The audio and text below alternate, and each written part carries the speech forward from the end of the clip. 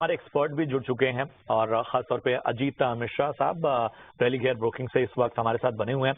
अजीत जी, बहुत बहुत स्वागत है आपका चर्चा में जुड़ने के लिए। ज़ेनटेक पे तो मैं आपसे राय लूंगा ही लूंगा, लेकिन जरा बाजार देखिए, शानदार मतलब इससे अच्छी सोमवार की शुरुआत और फेस्टिविटीज के बाद क्या ही हो सकती है कि जिस तरह का कहीं ना कहीं प्रेशर हमने हफ्ते के आखिरी कुछ दिनों में देखा था, वो अब पूरी तरह से एक तरह से रिबाउंड होता हुआ और आउट परफॉर्मेंस जारी है पूरी तरह से और अहम लेवल्स को थामे हुए दोनों इंडेक्स। तो पहले बाजार पर राय दीजिए, फिर ज़ेनटेक पे बात करेंगे। शुक्रिया प्रशांत। बिल्कुल प्रशांत, देखिए जैसे लास्ट टाइम भी हमने कनेक्ट किया था तो हमने यही बात की थी कि अगर आप एक स्ट्रॉन्ग रैली देखते हैं मार्केट में या फिर स्टॉक में कोई भी अंडरलाइन हो और उसके बाद थोड़ा बहुत प्रॉफिट टेकिंग कंसोलिडेशन होता है तो वो हेल्दी है एज लॉन्ग एज कि आप जो प्रीवियस इंपॉर्टेंट सपोर्ट से उनको ब्रीच ना करें। तो निफ्टी में भी यही हुआ, आप 26,100 के काफी नजदीक आ गए थे, उसके बाद आपने थोड़ा सा प्रॉफिट टेकिंग देखा 2 दिनों तक। अभी जिस तरीके से हमने रिकवरी देखी है, इंडिकेशन यही है कि बुल्स कंप्लीटली कंट्रोल में है। Sector specific across the board, पहले बेसिकली हो रहा था कि बैंकिंग और आईटी में से एक पार्टिसिपेट कर रहा था, अब दोनों की तरफ से ही पार्टिसिपेशन है रोटेशनल बेसिस पे, तो वो कहीं ना कहीं मार्केट को स्ट्रेंथ दे रहा है। साथ ही साथ heavy weight from other sectors जैसे कि रिलायंस में आप देख रहे हैं कंसिस्टेंसी दिख रही है, आईटीसी यहाँ पे आपने काफी ज्यादा स्ट्रेंथ देखी है, तो इन सब की काफी कंसिडरेबल वेट है इंडेक्स में। तो ये देखते हुए मुझे लगता है कि ये पॉजिटिव बायस बना रहेगा। थोड़ा बहुत कंसोलिडेशन अगर अभी होता भी है मार्केट में तो ये हेल्दी है जब तक कि आप 25,600 को होल्ड कर रहे हैं। ग्रेजुअली हम रिकॉर्ड हाइस की तरफ बढ़ रहे हैं, यही इंडिकेशन है मार्केट की तरफ से। चलिए, तो रिकॉर्ड हाइस की तरफ जो है वो धीरे धीरे मार्केट बढ़ता हुआ फिलहाल यही संकेत बाजार की ओर से मिल रहे हैं। चलिए एक बार फिर से शो की तरफ लौटते हैं और देखते हैं एक्शन कहां कहां मिड कैप का नजर आ रहा है। तो स्क्रीन पर मिड कैप का एक्शन नजर आता हुआ, तो इन तमाम एक्शन पे तो बात होगी ही, लेकिन अजीत जी बताइए आज की आपकी रिकमेंडेशंस क्या है? बिल्कुल प्रशांत, देखिए जिस तरीके से मार्केट में हम देख रहे हैं कि ब्रॉडर मार्केट में पार्टिसिपेशन है उस तरीके का नहीं, मतलब सेलेक्टिव पार्टिसिपेशन आप देखेंगे। लार्जर मिड कैप्स जो है कि वो काफी अच्छा परफॉर्म कर रहे हैं, तो फोकस एरिया आपका वही होना चाहिए जहाँ पे कि स्ट्रेंथ दिख रही है in line with market trend. तो केमिन्स इंडिया जिसने कि काफी लंबे कंसोलिडेशन के बाद अपने रिकॉर्ड हाइस को रिक्लेम किया है, यहाँ पे इंडिकेशन है कि ये मोमेंटम कंटिन्यू रहेगा। लॉन्ग पोजीशन बनाई जा सकती है 4390 तक के टारगेट्स के लिए, 4120 के स्टॉप लॉस के साथ। साथ ही साथ पीएसयू बैंकिंग नेम्स में से Canara bank, PSU as a pack in fact काफी अच्छा परफॉर्म कर रहा है बैंकिंग स्पेस में। कैनरा बैंक में भी एक मार्जिनल कंसोलिडेशन के बाद दोबारा से रिबाउंड का इंडिकेशन है, तो यहाँ पर रिस्क रिवॉर्ड अच्छा लग रहा है। 124 के स्टॉप लॉस के साथ करीब 136 तक के टारगेट के लिए कैनरा बैंक को भी आप लॉन्ग कर सकते हैं। ठीक है, तो एक बार फिर से मैं अजीत जी की कॉल रिपीट कर देता हूं। कैनरा बैंक आप 136 के लक्ष्य के साथ 124 का स्टॉप लॉस बनाकर यहां पर खरीदारी की आपको सलाह। इसके अलावा क्यूमिंस इंडिया पसंद आता हुआ अजीत जी को, यहां पर आपको स्टॉप लॉस 4120 का रखना है और 4390 के लक्ष्य हासिल हो सकते हैं।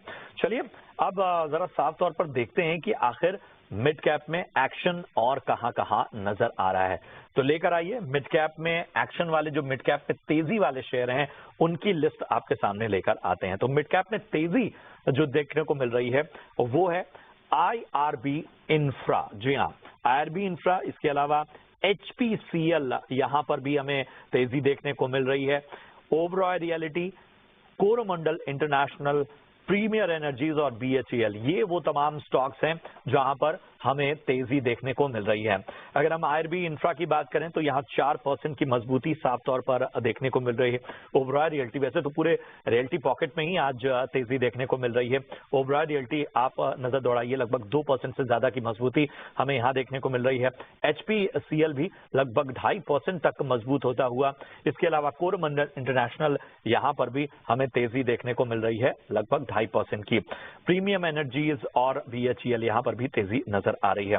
गिरने वाले शेयरों की बात हम बाद में करेंगे, लेकिन बताएं खासतौर पे अजीत, जो मिड कैप में जहां पर एक्शन है, जहां तेजी नजर आ रही है, वहां कोई मौका आप देख रहे हैं?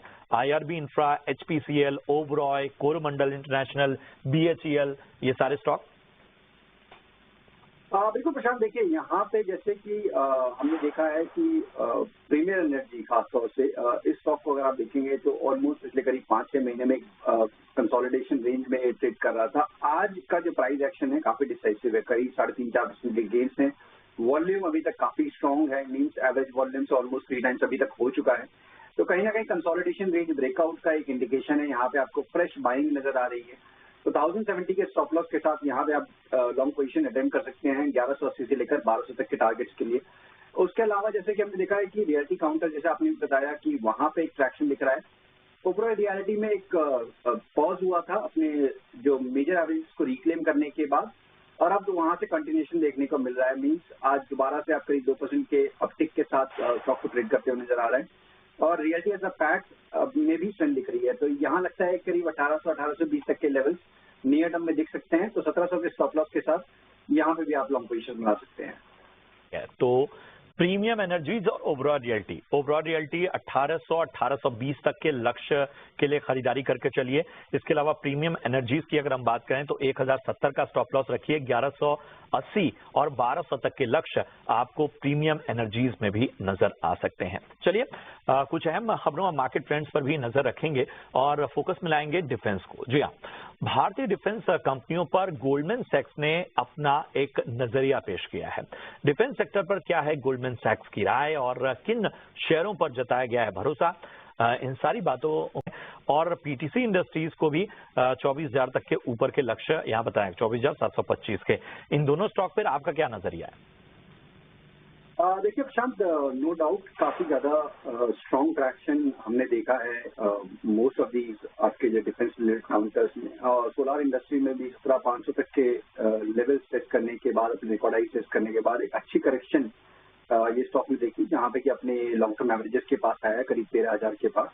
वहां से एक रिकवरी का फेज देख रहे हैं हम, काफी टाइट रेंज में ये ट्रेड कर रहा है। मेरे को लगता है कि 17,000 पॉसिबल है कि यहाँ पे आपको देखने को मिल जाए द मूवमेंट जब हम देखें इसको 14,200 14,300 के पास सस्टेन करते हुए। तो अभी के लिए मेरी राय होगी कि आप बने रह सकते हैं जिनके पास लॉन्ग पोजीशन है। फ्रेश कोई मोमेंटम प्ले करना चाहता है तो 14,200 के ऊपर बाय करें। 13,500 का स्टॉप लॉस रहेगा, पहला टारगेट करीब 15,500 का, उसके बाद करीब 16,000 तक का। पीटीसी इंडिया की भी अगर हम बात करें तो यहाँ पे भी देखिए यही इंडिकेशन है कि काफी स्ट्रॉन्ग ट्रैक्शन देखने के बाद, मतलब अपने रिकॉर्ड हाइस को रीटेस्ट करने के बाद एक थोड़ा सा प्रॉफिट टेकिंग देखने को मिल रही है। यहाँ पे मेरी राय होगी थोड़ा सा इसको ग्रेजुअली एक्यूमुलेट करें, बिकॉज काफी स्ट्रॉन्ग मोमेंटम दिखा है स्टॉक में, अपने रिकॉर्ड हाइस के पास आ गया है। आज थोड़ा सा प्रॉफिट टेकिंग का मूड है, तो हो सकता है आपको 16,500 16,000 तक के लेवल्स एक बार देखने को मिल जाए। तो उन लेवल्स के बाद जब आप बाय करते हैं तो अच्छा एक रिस्क रिवॉर्ड बनेगा, जहाँ पे कि 15,000 आपका मेजर सपोर्ट रहेगा और ऊपर पे करीब 20 से 22,000 पहला टारगेट और उसके बाद 24,000। चलिए, तो पीटीसी इंडस्ट्रीज और इसके साथ ही आपको सोलार इंडस्ट्रीज यहाँ पर नजर रखनी है। लक्ष्य आपको आगे के बता दिए गए और गोल्डमैन सैक्स भी बुलिश है, अजीत जी भी बुलिश है, तो एक तरह से डबल मुहर। बहरहाल यहाँ पर रुकना होगा हमें एक छोटे से ब्रेक के लिए। ब्रेक के उस पार भी एक्शन जारी रहेगा, कमाई के मौके आपको बताएंगे, बने रहिए हमारे साथ।